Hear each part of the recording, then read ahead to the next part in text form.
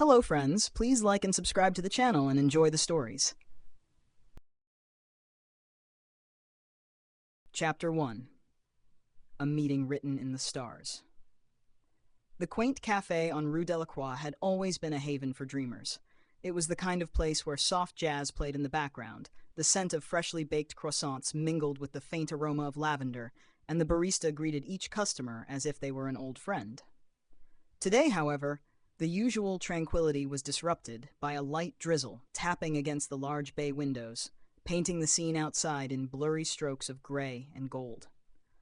Amara sat at her usual corner table, a stack of dog-eared books beside her, and a steaming cup of chamomile tea untouched in front of her. She was scribbling furiously in a leather-bound journal, her dark curls spilling over the pages like a curtain. She didn't notice the tall man who entered, shaking raindrops from his umbrella, nor did she look up when he hesitated before approaching the counter. It wasn't until he sat down at the table directly across from hers, a spot no one dared claim due to her apparent ownership of the space, that she glanced up, her annoyance fleeting. He was striking, not in a traditional sense, but with the kind of charisma that made you want to unravel the story behind his eyes. His hair was a mess of chestnut waves, his jacket slightly too large, and his smile hinted at mischief. "Mind if I sit here?" he asked, his voice a rich baritone. Amara blinked, momentarily thrown off. "It's a free country," she muttered, returning to her journal. "Good to know," he replied, settling in. He placed a battered notebook on the table, its edges frayed, and began writing with a fountain pen. For reasons she couldn't explain, she found herself stealing glances, her curiosity piqued by the quick, deliberate strokes of his pen and the occasional furrow of his brow. After a while, he broke the silence. "You write, too?" "Observant," she said dryly, but there was a hint of amusement in her tone. "What gave it away? The journal? The pen?" He grinned. "Maybe it's the intensity. Like the world disappears when you're lost in those pages." Amara rolled her eyes but felt the warmth of his words settle in her chest. "What's your name?" she asked, surprising herself. "Julienne," he said, extending a hand. His touch was warm despite the chill outside. "And you?" "Amara." "Beautiful name," Julian said, leaning back, fitting for someone who seems to live in her own little world. She wasn't sure whether to be flattered or annoyed. "And what world do you live in, Julian?" He tapped his pen against the notebook. "This one, mostly, though I like to think I can slip into others when the mood strikes." They talked until the rain stopped and the cafe emptied, their conversation ranging from their favorite books to the peculiarities of human nature. Amara found herself laughing more than she had in weeks, her usual guarded demeanor melting under Julien's easy charm. When he finally stood to leave, he paused, looking at her with an intensity that made her heart skip a beat. "Same time tomorrow?" he asked. Amara hesitated, then nodded, "Sure." The next day, Julienne was there again, waiting at their table. They fell into an easy rhythm, their conversations growing deeper, their silences more comfortable. Days turned into weeks, and the cafe became their haven. Julian's stories were as mesmerizing as his enigmatic smile, and Amara found herself drawn to him in ways she couldn't explain. But there was something odd about Julian, something she couldn't quite put her finger on. He never talked about his past, and when she asked about his family, he would change the subject with a practiced ease. His notebook, always with him, was filled with pages of intricate sketches and notes in a language she didn't recognize. One evening, as the sun dipped below the horizon and the cafe's golden lights flickered on, Amara decided to confront him. "Julienne," she said softly, "why do I feel like you're hiding something?" He looked at her for a long moment, his expression unreadable. Then, with a sigh, he slid his notebook across the table. "Because I am." Amara opened it, her breath catching as she scanned the pages. They weren't just sketches, they were memories. Detailed accounts of their conversations, her mannerisms, even the way she laughed. But the strangest part was the dates. Each entry was marked months, sometimes years, before they'd even met. "I've met you before," Julian said quietly. "In dreams, in fragments of time I can't explain, and every time I've fallen for you." Amara stared at him, her mind racing. "What are you saying?" "I don't know how or why," he admitted, his voice trembling. "But I think we're caught in a loop, Amara. One that always brings me to you, and one that always ends the same way." She leaned closer, her pulse quickening. How does it end? Julian's eyes glistened with unshed tears. I lose you. Chapter 2. Fragments of Forever. Amara couldn't sleep that night. Julian's words echoed in her mind, looping endlessly like the refrain of a haunting melody. She stared at the ceiling of her tiny apartment, her journal open on the bedside table, its pages blank for the first time in months. She didn't know what to write, what to think, or even what to feel. Who was Julian? And what did he mean by losing her? The next morning, she found herself standing outside the cafe earlier than usual, her heart heavy with anticipation. When Julian arrived, his steps were slow, his shoulders hunched as if he bore the weight of a world she couldn't see. He didn't greet her with his usual smile. Instead, he slid into the chair opposite hers, the silence between them thick with unspoken words. Amara, he began, his voice low, you deserve answers, but I need you to trust me, even if none of this makes sense. Try me, she said, folding her arms. I'm good at unraveling puzzles. He hesitated, then pulled his notebook from his coat pocket. Opening it to a page near the middle, he turned it toward her. The sketch was of a bustling city square, the kind of place she'd only seen in postcards. Crowds of people milled about, their faces a blur, but in the foreground stood a woman unmistakably her. What is this? She asked, her fingers brushing the edge of the page. It's Paris, Julian said. But not the Paris of today. This was the Paris of 1926. Amara blinked. Are you saying You were there, he interrupted, his gaze unwavering. And so was I.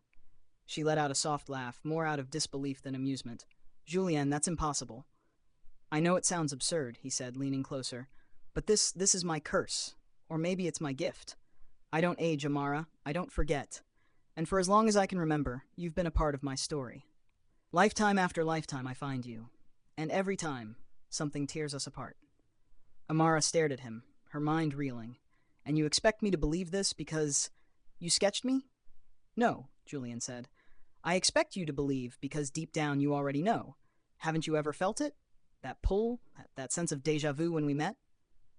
She opened her mouth to deny it, but the words caught in her throat. Hadn't she? There was something about Julian that felt inevitable, as if meeting him had been a thread woven into the very fabric of her being. But why now? She asked, her voice barely above a whisper. Why this lifetime? Julian's expression darkened. Because this time, the loop is breaking. I don't know how or why, but something is changing. And if we're not careful, this might be the last time I ever find you. The weight of his words settled over her like a storm cloud. She wanted to dismiss him, to walk away and pretend this was all some elaborate lie. But when she looked into his eyes, she saw something that froze her in place. The raw, unfiltered truth. What do we do? She asked. Julian reached across the table, taking her hand in his. We find out why this is happening, and we fight to change it. The following weeks passed in a blur of whispered conversations, frantic research, and stolen moments of laughter that felt both fragile and eternal. Julian's notebook became their guide, its pages a labyrinth of clues from past lifetimes. Together they pieced together fragments of their shared history. A winter in Vienna, a summer in Kyoto, a spring in Florence. Each time, their love had blossomed against the odds, only to be cut short by forces neither could control, a war, an illness, an accident. And always, Julian was left behind, immortal and alone, until time brought her back to him. But now, things were different. The signs were clearer, the connections stronger. Amara began to notice strange patterns in her own life, recurring dreams of places she'd never been, a sense of familiarity with strangers she'd never met. One evening, as they pored over old maps in Julian's candlelit apartment, she turned to him with a question that had been gnawing at her. Why can't you remember the end? You said I always die, but you never know how. Why? Julian's jaw tightened. Because I'm not allowed to. Whatever force is behind this, it doesn't want me to interfere. Every time I get close to changing the outcome, something blocks me.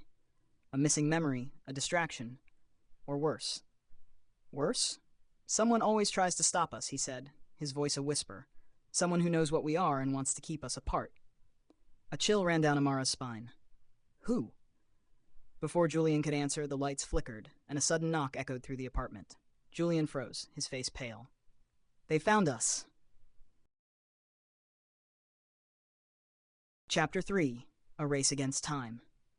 The knock came again, louder this time, reverberating through the walls like the beat of a war drum. Julian grabbed Amara's hand and pulled her toward the back of the apartment. His calm demeanor was gone, replaced by a sharp urgency that made her pulse race. "Who is it?" she whispered, struggling to keep up with his long strides. "No time to explain," he said, his voice tight. "We need to get out of here." He yanked open a hidden door in the wall, revealing a narrow staircase that spiraled downward into the dark. Without hesitation, he guided her inside, shutting the panel behind them. The world above faded into silence, save for the faint sound of boots pounding against the wooden floor. "Julian, what is going on?"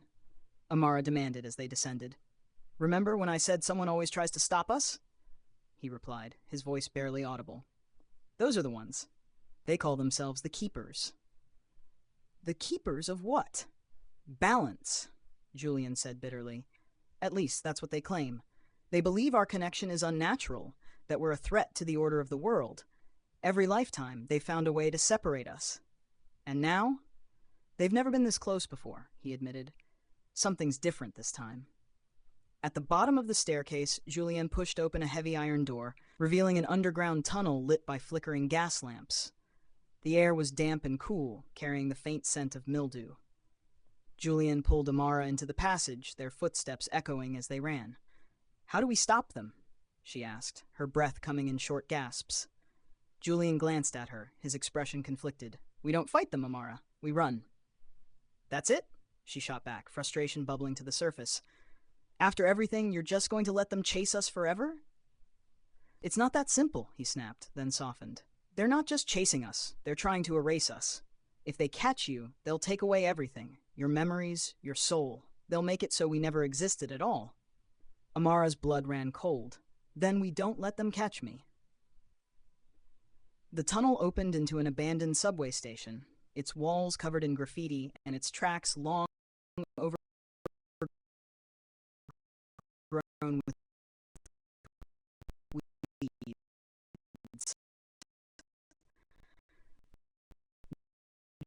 Julian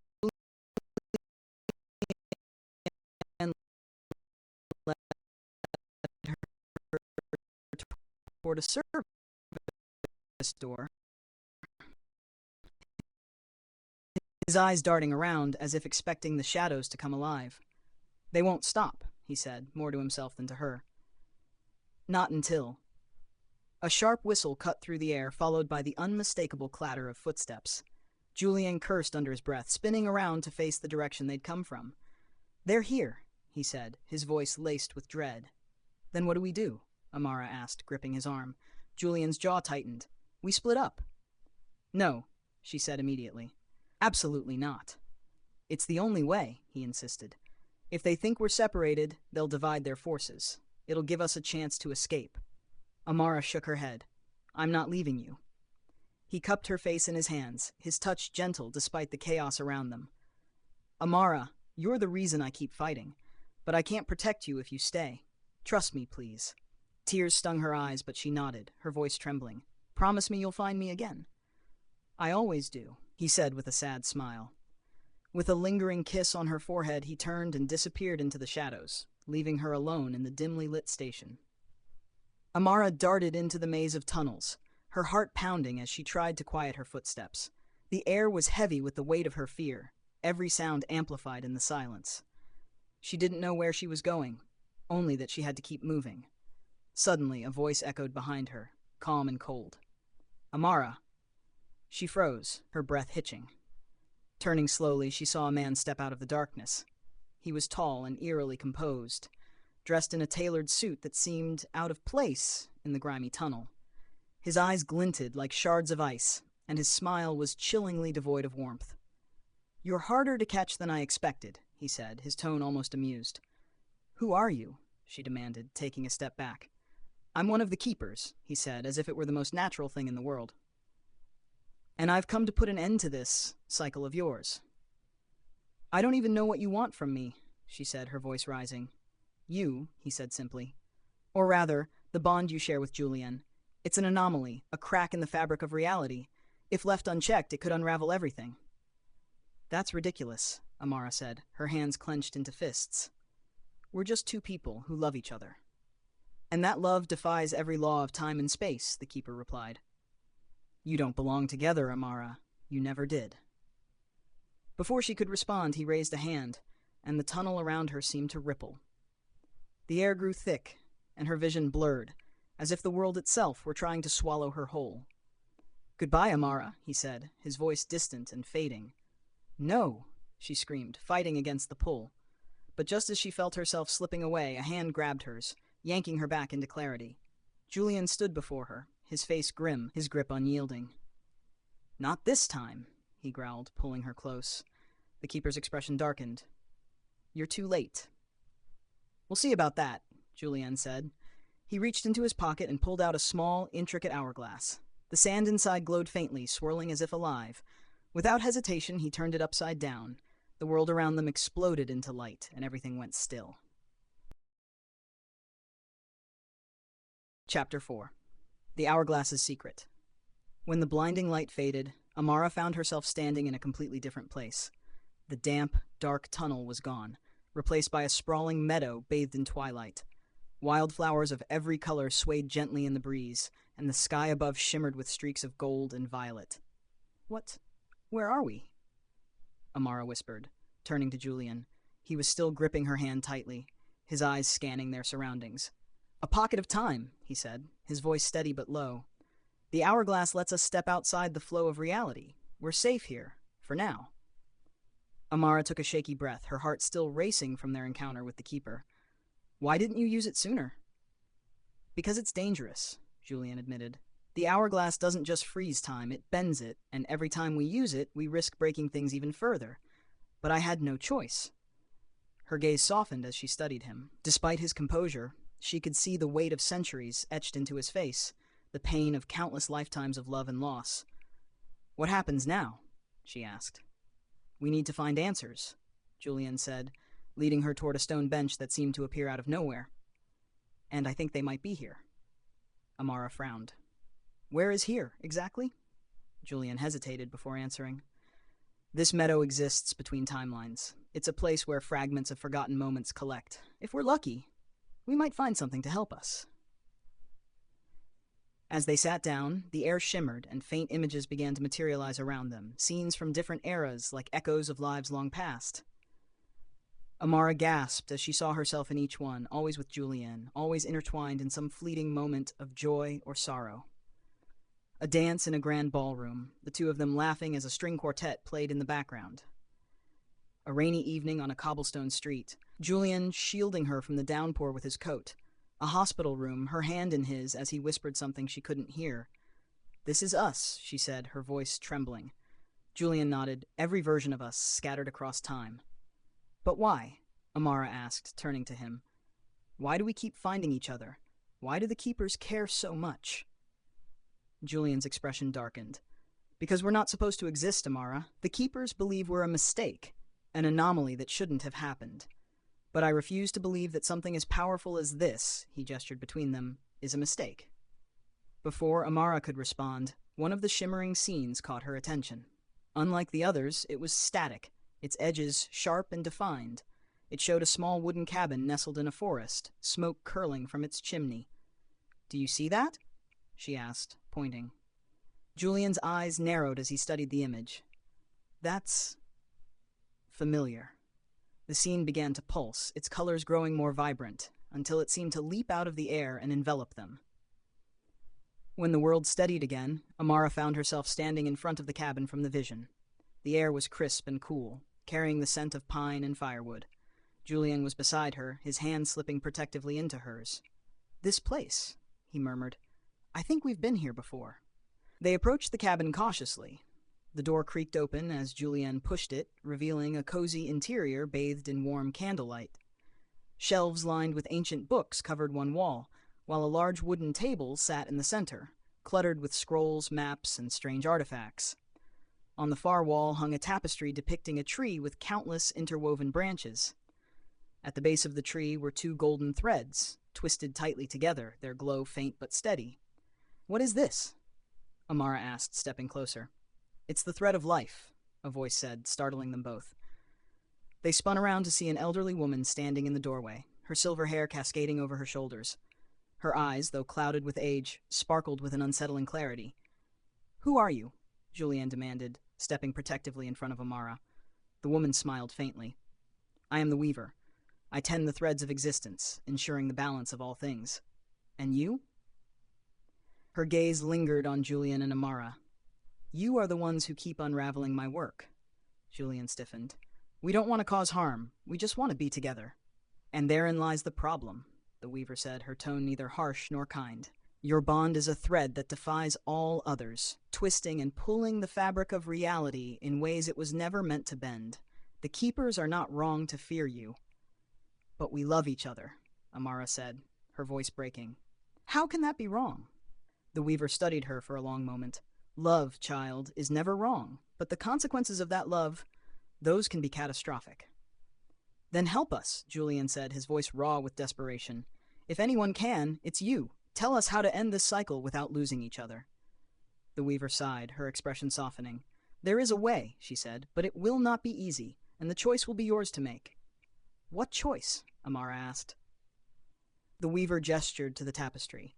"You must sever your bond, or solidify it forever.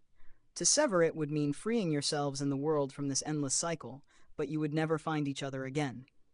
To solidify it would anchor your threads together for eternity, but it would come at a cost.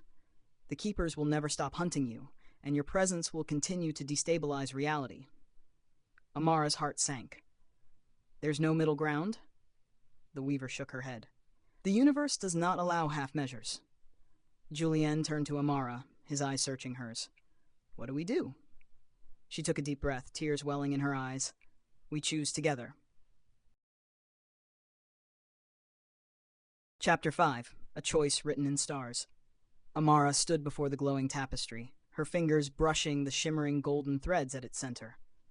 They pulsed faintly under her touch, radiating warmth that felt achingly familiar, like the echo of every moment she had shared with Julian.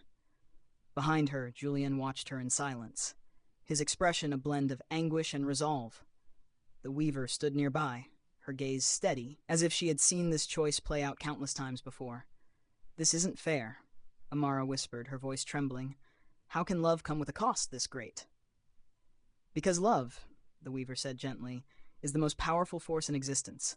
It binds, it breaks, it creates, and it destroys.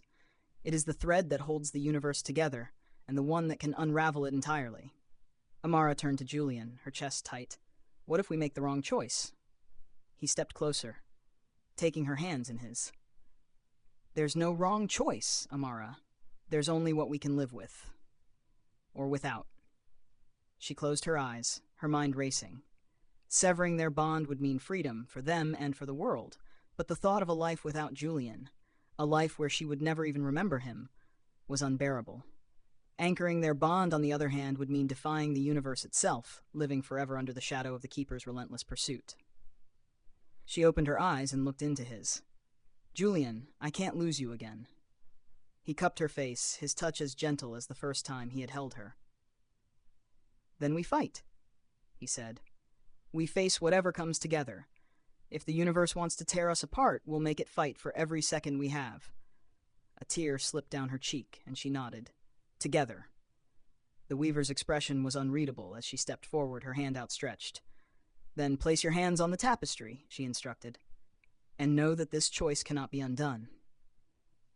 Amara and Julian approached the tapestry, their hands entwined. As they placed them on the glowing threads, a sudden surge of energy coursed through them, lighting up the entire room. The threads began to shift, weaving tighter and tighter, until they merged into a single brilliant line of gold. The tapestry pulsed with a radiant glow, and the tree's branches seemed to grow stronger, more vivid, as if the universe itself were acknowledging their defiance. "It is done," the Weaver said softly. Amara turned to Julian, a mix of relief and determination flooding her. "What happens now?" The Weaver's eyes darkened. "The Keepers will know what you've done. They will come for you with a vengeance. You've chosen to rewrite the rules of existence, and that will not go unnoticed." Julian squared his shoulders, his hand tightening around Amara's. "Let them come. We'll be ready." The weaver gave a faint smile, tinged with sadness. You are brave, but bravery will only take you so far. There will be times when you doubt your choice, when the weight of it feels unbearable. But remember this, love is worth every sacrifice. Amara nodded, her heart heavy yet resolute. Thank you. The weaver stepped back, her form beginning to fade. Your journey is far from over, but you have each other now, and that is a power even the keepers cannot fully extinguish. With a final shimmer, the weaver disappeared, and the cabin began to dissolve around them. They found themselves back in the meadow, but the sky above was no longer tranquil. Storm clouds churned, and the air was charged with electricity. Julien turned to Amara, his eyes sharp. They're coming, he said. Amara nodded, her fear replaced by a fierce determination. Then let's make them regret it. Hand in hand, they turned toward the horizon, where figures were beginning to emerge from the storm, dark silhouettes moving with purpose. The keepers were here, their pursuit relentless, their intentions clear. But for the first time, Amara felt no despair. She had Julien beside her, and their bond was unbreakable. Whatever the future held, they would face it together. As the storm raged and the keepers closed in, Amara and Julien stood firm, their love a blazing beacon against the encroaching darkness. They had rewritten their story, and now they were ready to fight for it. The end. Final chapter. A light that defies the darkness. The storm bore down upon them, the figures of the keepers emerging like shadows from the void. Their forms were cloaked, their faces obscured, but their presence was oppressive, like the weight of centuries pressing down on Julien and Amara. The meadow, once a place of solace, now seemed to pulse with tension. The golden glow of their entwined bond shimmered faintly in the air, a fragile light against the encroaching darkness. Julien, Amara said, her voice steady despite the fear knotting her stomach. How do we fight them? He glanced at her, his expression resolute. We don't fight with brute force. The keepers thrive on fear, on submission. But our bond, it's their weakness. They can't destroy what they don't understand. Amara nodded, though her heart was pounding. Then we hold on to what's ours. The first keeper stepped forward, its voice cold and resonant. You were warned, it said, its tone neither angry nor kind. Your defiance has caused irreparable damage. Surrender now, and we will show mercy. Amara stepped forward, her fingers tightening around Julien's. No, she said firmly, her voice carrying an unshakable conviction. You call our love a mistake, but it's the one thing that's kept us alive through lifetimes of suffering. If you think we'll let it go, you've underestimated us. A ripple of energy moved through the meadow as the other keepers closed ranks, their collective power causing the ground to tremble. Julien raised his free hand, and the golden thread connecting him to Amara began to glow brighter, casting a radiant light that pushed back the shadows. You think we're here to disrupt your balance, he said, his voice carrying over the howling wind. But what we've created isn't chaos. It's harmony, something your narrow vision will never comprehend. The leader of the keepers raised its hand, and the storm intensified. Bolts of lightning crackled through the sky, striking the ground in deafening bursts. The golden thread between Julien and Amara wavered, flickering as the keepers advanced. But Amara held firm, focusing on the warmth of Julien's hand in hers. She closed her eyes, letting the memories of their love fill her, their laughter, their shared dreams, the quiet moments that had defined lifetimes. The golden thread steadied, its glow intensifying. Do you feel that? Julien whispered, his voice close to her ear. She opened her eyes and her breath caught. The thread was no longer just a connection between the two of them. It was expanding, branching out like roots into the meadow, intertwining with the earth and sky. The storm faltered as the light spread, pushing back the darkness. The keepers hesitated, their movements slowing as if weighed down by the sheer force of the energy radiating from the couple. What is this? The leader demanded, its voice sharp with disbelief. Julien smiled, his expression one of quiet triumph. It's what you've been trying to destroy all along. Love isn't just a bond between two people. It's a force that connects everything, and you can't stop it. Amara joined him, her voice steady and clear. We've lived and lost 1,000 times, Ralph, but we always find our way back to each other. That's not a flaw in the universe. It's proof that love is stronger than any law you try to enforce. The golden light surged, enveloping the meadow and the keepers in a brilliance that defied the storm. The shadows retreated, and the figures of the keepers began to dissolve, their forms unraveling like mist caught in the morning sun. "No!" the leader cried, its voice echoing as it faded. "This cannot be." And then silence. When the light receded, Amara and Julian stood alone in the meadow. The storm was gone, replaced by a tranquil sky painted in hues of gold and lavender. The golden thread still connected them, but now it stretched beyond the meadow, a radiant line weaving into the very fabric of the universe. Amara turned to Julian, her chest rising and falling as she caught her breath. Did we win?" He smiled, his eyes filled with wonder. "I think we did more than that. We rewrote the rules." She looked around, the peace of the meadow settling into her heart. "Do you think the keepers are really gone?" "Maybe," Julian said, pulling her close. "Or maybe they've just learned that some things are beyond their control." Amara rested her head against his chest, listening to the steady beat of his heart. For the first time in lifetimes, she felt truly free. "What happens now?" she asked softly. Julian kissed the top of her head. "Now we live. No running, no hiding, just living. Together." As the sun dipped below the horizon, casting the meadow in a golden glow, Amara and Julian walked hand in hand, their love etched into the stars above and the earth below, a light that would never fade, defying the darkness for all eternity. The end.